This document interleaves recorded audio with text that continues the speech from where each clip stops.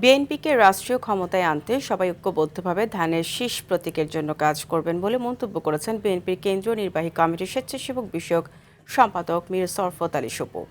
মুন্সিগঞ্জের শ্রীনগর কুশুরীপাড়ায় আয়োজিত এক উঠান বৈঠক ও বেগম খালেদা জিয়ার রুহের মাগফিরাত কামনায় দোয়া মোনাজাত শেষে সাংবাদিকদের তিনি এসব কথা বলেন। সপু আরও বলেন, আগামী জাতীয় সংসদ নির্বাচনে বিএনপিকে বিজয়ী করে তারেক রহমানকে রাষ্ট্রীয় ক্ষমতায় আনতে হবে।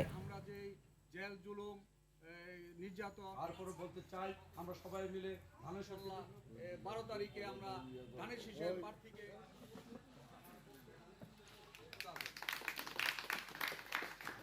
বিএনপি রাষ্ট্রীয় ক্ষমতায় আসলে ইনশাআল্লাহ আমাদের যে এলাকার অসমাপ্ত কাজ, বেকার সমস্যা, মাদক সমস্যা, এই যে সমস্যাগুলো আছে, এই সমস্যাগুলো লাঘব করতে হলে বিএনপিকে রাষ্ট্রীয় ক্ষমতায় আসতে হবে। সেই লক্ষ্যে আমাদের ঐক্যবদ্ধ থাকতে হবে। সবাইকে ঐক্যবদ্ধভাবে আগামী 12 তারিখ নির্বাচনে আমাদের জয়ের মালা আমরা ইনশাআল্লাহ নিয়ে আসবো।